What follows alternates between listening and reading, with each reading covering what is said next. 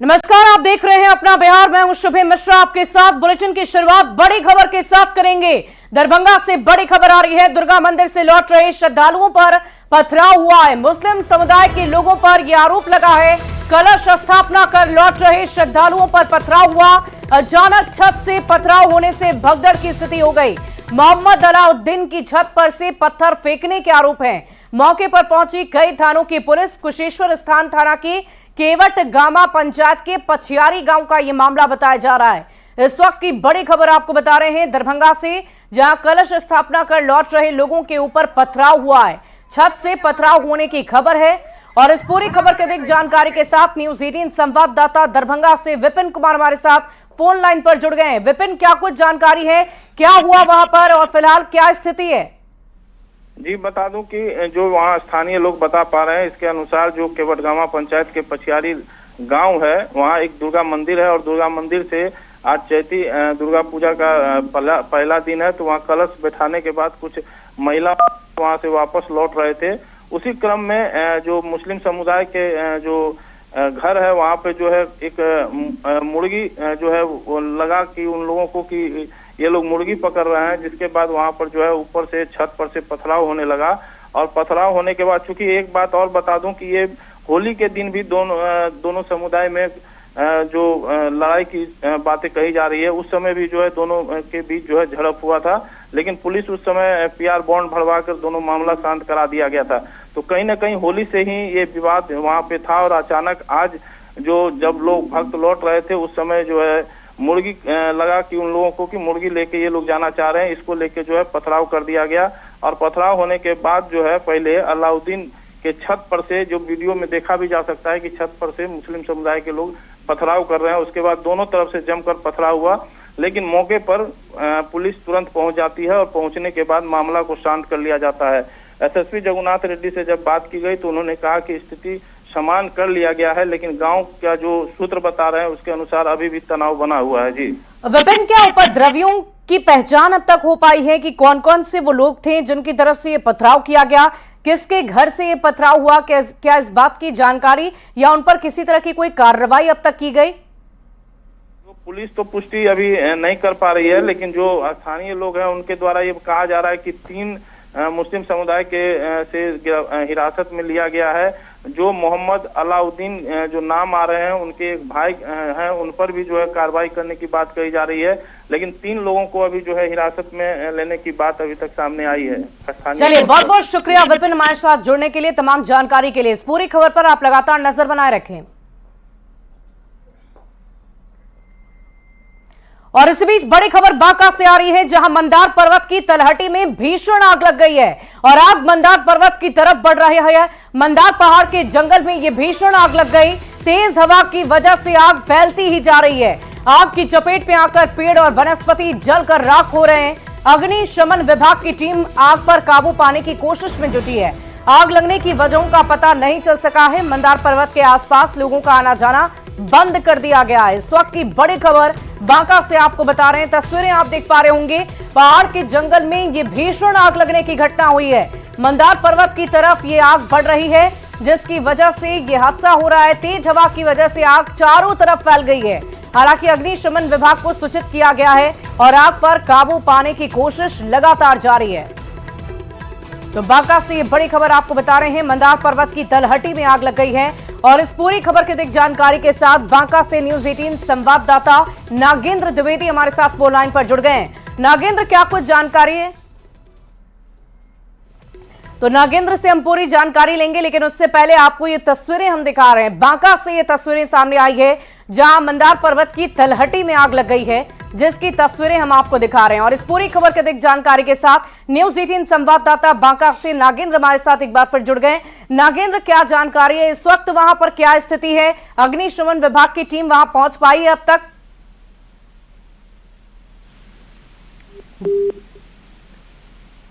नागेंद्र, अगर आप तक मेरी आवाज पहुंच पा रही है तो अभी वहां की क्या स्थिति है, पूरी जानकारी दें। तो चलिए हम नागेंद्र से फिर जोड़ने की कोशिश करेंगे, लेकिन उससे पहले ये तस्वीरें आप देख पा रहे होंगे। तस्वीर देखकर आप अंदाजा लगाइए कि आग कितनी भयावह तरीके से लगी है। पूरी जंगल में ये आग फैल रही है, जिसकी तस्वीरें हम आपको दिखा रहे हैं। मंदार पर्वत की तरफ ये आग बढ़ रही है। बांका से हम आपको ये बड़ी खबर बता रहे हैं। तेज हवा की वजह से आग चारों तरफ फैलती ही जा रही है। बढ़ते अगली खबर की ओर। खगड़िया के बंगलिया गांव में खाना बनाने के दौरान लगी आग में 3 घर जलकर राख हो गए।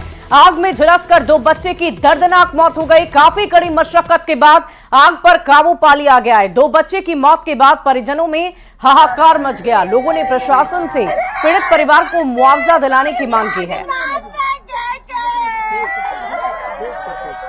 7 नंबर वार्ड है और ये 7 नंबर वार्ड में संजय सिंह अजय सिंह के घर में खाना बनाने के क्रम में आग लगा और चिंगारी से आग लगा और आग लगने के क्रम में पूरी तरह से यह ताश नश हो चुका है। घर के सारे सामान जल गया है और इस घर में अफसोस की बात यह दुर्भाग्यपूर्ण है कि 2 बच्चा भी घर में सो रहा था और दोनों बच्चा जल के उसी जगह अभी तक व्याप्त है। और इसी बीच दरभंगा में आग ने तांडव मचाकर रख दिया है। कमतौल थाना क्षेत्र के अहियारी गोट के घर में आग लगने से लाखों की संपत्ति का नुकसान हो गया। बेटी की शादी से पहले हरिश्चंद्र यादव के घर में आग लग गई और आग में सोने चांदी के गहने, फर्नीचर, कपड़े, बर्तन सब कुछ जल गया। वहीं छतौना गांव में भीषण आग में 50 घर जलकर राख हो गए। आग में पिता के साथ बच्चे झुलस गए, कई जानवर झुलस गए। आग में करोड़ों का नुकसान हुआ है। पूरा घर में आग लग गई।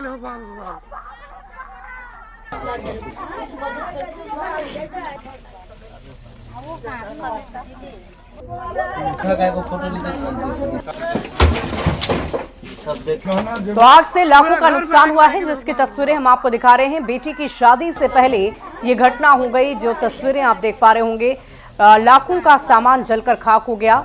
गहने, जेवर, कपड़े, फर्नीचर सब कुछ जलकर खाक हो गया। और ये तस्वीरें एक और हम आपको दिखा रहे हैं जहां करोड़ों की संपत्ति का नुकसान हुआ है। छतौना में 1 नहीं 2 नहीं बल्कि कुल मिलाकर 50 घर आग की चपेट में आ गए, जिसकी वजह से सब कुछ जलकर राख हो गया, बर्बाद हो गया। और एक तस्वीर आप एक शादी वाले घर की देख पा रहे होंगे जहां सब कुछ खरीद कर रखा गया था, लेकिन सारी चीजें जलकर राख हो गई, अरमान भी जलकर राख हो गए। और इसी बीच बेतिया से बड़ी खबर आ रही है। नौतन में जमीन विवाद में मारपीट हुई है। जमीन मापी के दौरान गोली चली है। इस वक्त की बड़ी खबर, गोलीबारी में महिला को गोली लगी। हिंसक झड़प में 6 लोग जख्मी हो गए। घायलों का जीएमसीएच में इलाज जारी है। इस वक्त की बड़ी खबर बेतिया से, जमीन मापी के दौरान ये घटना हुई है। हिंसक झड़प में 6 लोग जख्मी बताए जा रहे हैं। घायलों का जीएमसीएच में इलाज चल रहा है। तो बेतिया से ये बड़ी खबर आपको बता रहे हैं, जहां जमीन मापी के दौरान गोली चल गई है। गोलीबारी में महिला को गोली लगी है। इस वक्त की बड़ी जानकारी, विवाद में मारपीट, जमीन मापी के दौरान गोलियां चली। गोलीबारी में महिला को गोली लग गई है।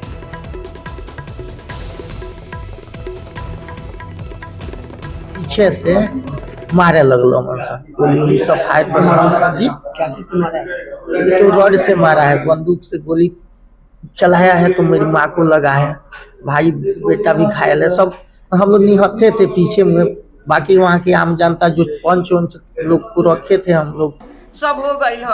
आ ओकरा बाद में हमार बाबू लोग चलल ह त लागल ह चहेटिया सब सामान लेके मारे दौड़ल, मारे पीटे लागल ह।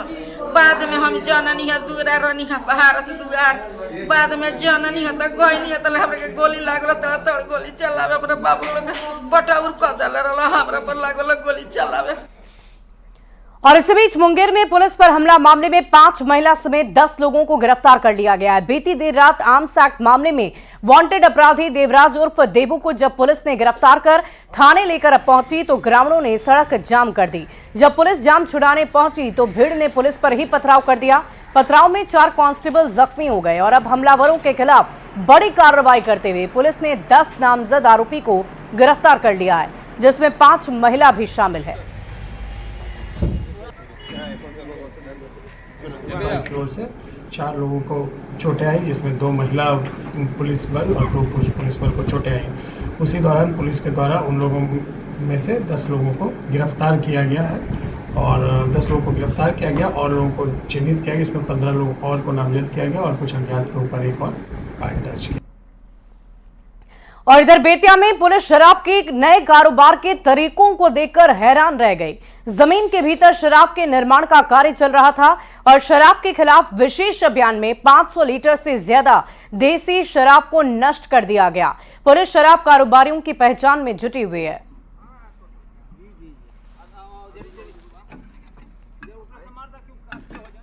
और इधर मोतिहारी पुलिस ने साइबर अपराध और हनी ट्रैप के मामले में महिला को गिरफ्तार कर लिया है। गिरफ्तार महिला रुकैया खातून सोशल मीडिया पर फेक आईडी बनाकर गांव की लड़कियों का फोटो पोस्ट करती थी, अभद्र टिप्पणी भी कर टैग किया करती थी। रुकैया अश्लील तस्वीर लगाकर हनी ट्रैप करने का काम करती थी। रुकैया खातून पर सांप्रदायिक टिप्पणी का भी आरोप है, जिसके बाद पुलिस ने उसे गिरफ्तार कर लिया। इंस्टाग्राम के माध्यम से विभिन्न तरह के अफवाहों को फैला रही थी। विशेषकर जो उनके गांव की लड़कियां थी उनके बारे में उनकी तस्वीरें पोस्ट करके अभद्र उस पर कमेंट करना, उसके ऊपर टैगलाइन लगाना, इस तरह की हरकतें कर रही थी। इसके अतिरिक्त उनके द्वारा कुछ सांप्रदायिक भी कमेंट किए गए थे। और इधर मोतिहारी के रक्सौल में नेटवर्क मार्केटिंग के नाम पर लड़कियों से यौन उत्पीड़न का एक मामला सामने आया है। साल 2023 में ही रक्सौल थाने में इसको लेकर केस दर्ज किया गया। पुलिस ने इस एसएसबी की मदद से कार्रवाई करते हुए 400 युवाओं का रेस्क्यू भी किया है। विन मेकर नाम से नाम बदलकर नेटवर्क मार्केटिंग कंपनी चलाई जा रही थी। एनामुल अंसारी और उसके सहयोगी को पुलिस तलाश रही है। इन दोनों पर लड़कियों के साथ यौन शोषण का आरोप है। इनके खिलाफ रक्सौल थाने में साल 2023 में केस दर्ज हुआ था। तो आपको बता दें कि विन मेकर आयुर्वेदिक कंपनी का दफ्तर को सील भी कर दिया गया है। कराया है और इसमें से कई बच्चे हैं जो नाबालिग बच्चे भी हैं और कानूनी प्रावधान के तहत जो है श्रम प्रवर्तन पदाधिकारी को भी सूचित किया गया है। इसमें से जो बच्चे रेस्क्यू किए गए हैं उनके आवेदन के आधार पर कार्रवाई की जा रही है और जो ग्रुप का संचालक है इसके अलावा जो 4-5 लोग वहाँ पे घटनास्थल पाए गए उनको पुलिस ने तत्काल गिरफ्तार भी किया है और इसमें आगे पूछताछ जारी है। और इधर बरसाती मेढक बताए जाने पर जनसुराज के संयोजक प्रशांत किशोर पर पूर्णिया सांसद पप्पू यादव ने पलटवार किया। पप्पू यादव ने प्रशांत किशोर को बहरूपिया बता दिया है, साथ ही उन्हें राजनीति में बच्चा बताया। पप्पू यादव ने प्रशांत किशोर पर जनता के पैसे पर सौदेबाजी का भी आरोप लगाया। बैठे हुए हैं, इस शख्स ने ही दिखाया है कि यहाँ पर पप्पू यादव कोई फैक्टर नहीं है। ये तो उदय सिंह जैसे लोग जब यहाँ पर सक्रिय अभी नहीं है राजनीतिक तौर पर, इलेक्टोरल सेंस में सक्रिय तो समाज के स्तर पर हैं ही, राजनीतिक तौर पर हैं, लेकिन चूंकि इलेक्टोरल पॉलिटिक्स में उदय जी जैसे जो साथी हैं वो बहुत सक्रिय नहीं है, इसलिए आपको इस तरह के मेंढक लोग दिखते रहते हैं। और मेंढकों का काम है बरसात में निकलेंगे तो टर करेंगे, उससे कोई फर्क नहीं पड़ेगा। ये बिहार को पैसा से समझते हैं, सौदा को खरीदना। भैया आप तरक्की करिए, बढ़िए, मेरी शुभकामना है, लेकिन अपनी बहरूपियागिरी तो छोड़िए, औकात दिखाना तो लोगों को छोड़िए। कि प्रशांत जी बिहार के लिए यदि चिंतित हैं तो मिलकर चलिए। और इधर पटना में एनडीए की बड़ी बैठक पर मंत्री संतोष कुमार सुमन ने कहा कि बिहार के विकास, संगठन की मजबूती और एनडीए की एकजुटता पर चर्चा हुई है। गृह मंत्री का एक ही मंत्र था कि हमें एक साथ मिलकर लड़ना चाहिए। एनडीए नीतीश कुमार के नेतृत्व में चुनाव लड़ेगी और सारे कार्यकर्ता एनडीए के कार्यकर्ता के रूप में काम करें। ज्यादा से ज्यादा सीटें कैसे जीती जाएं, इस पर भी चर्चा हुई। पर हाईटी पर चर्चा हुई और चर्चा में बिहार का विकास था, संगठन की मजबूती थी, एनडीए को एकजुट करना है, एक साथ मिल करके हम लोग कैसे ज्यादा सीटों को जीत पाए बिहार में, इन मुद्दों पर चर्चा हुई है। बाकी कोई विस्तृत चर्चा नहीं हुई है, सब एक दूसरे के बारे में पार्टी के क्या गतिविधियां हैं इस पर चर्चा हुई है। और बस एक ही मूल मंत्र था माननीय गृह मंत्री जी का कि हम सबको एक यूनिट की तरह लड़ना चाहिए, एनडीए के रूप में लड़ना चाहिए। बढ़ते आगे, पूर्णिया में न्यूज 18 की खबर का बड़ा असर हुआ है। नगर निगम क्षेत्र के वार्ड संख्या 4 में जमीन माफिया ने कारी कोसी नदी पर अवैध तरीके से पुल बना दिया था। खबर चलने के बाद प्रशासन हरकत में आई और अब पुल को तोड़ने का आदेश जारी कर दिया गया है। हालांकि लोगों के विरोध के कारण अब तक पुल को तोड़ा नहीं जा सका है। नगर आयुक्त का कहना है कि ईद के बाद इस पुल को ध्वस्त कर दिया जाएगा।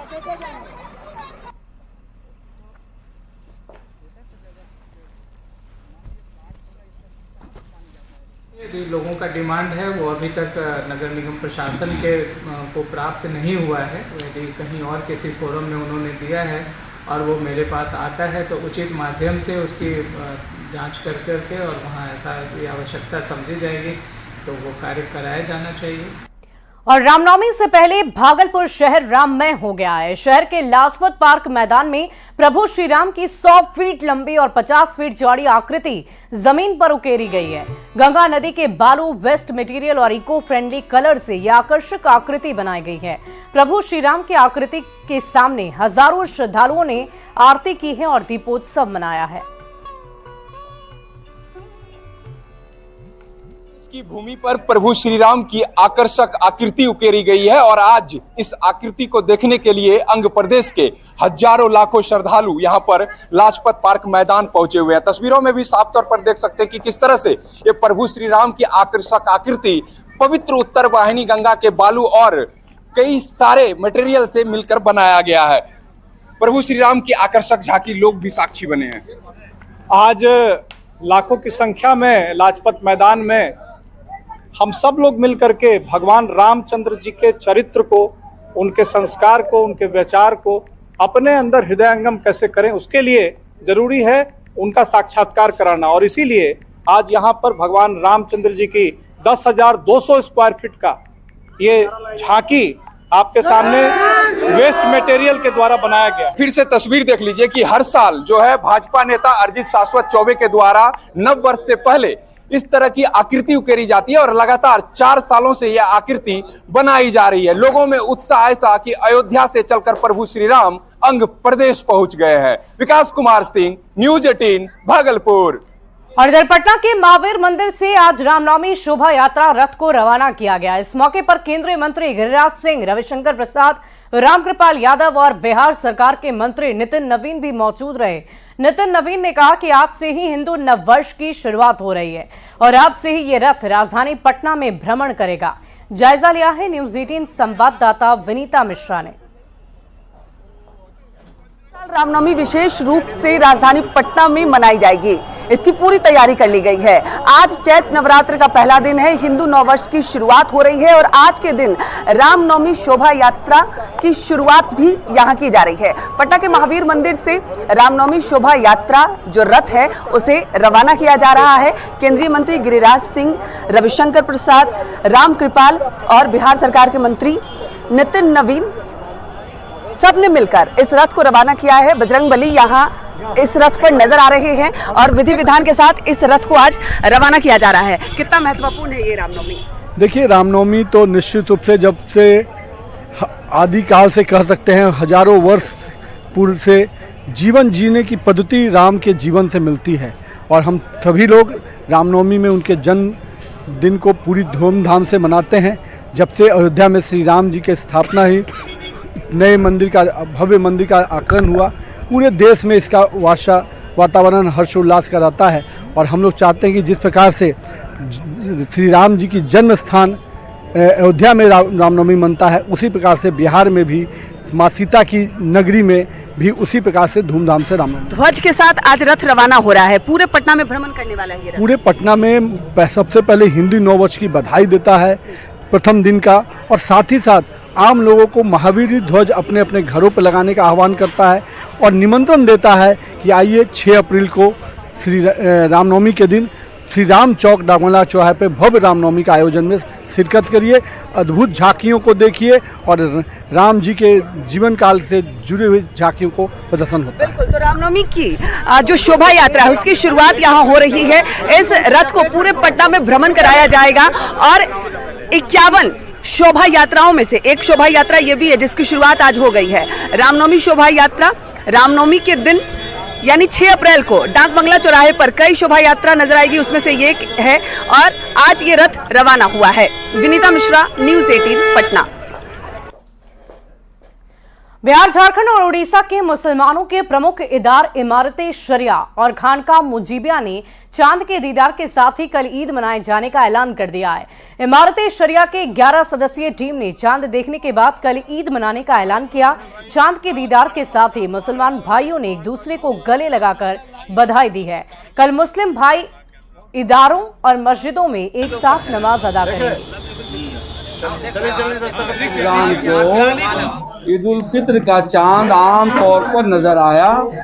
मरकजी दफ्तर जो इमारत शरिया का है, यहाँ के जिम्मेदारों ने भी और स्टाफ ने भी, कारकुनान ने चांद देखा और बिहार के दूसरे अजला में भी आमतौर पर चांद देखा गया।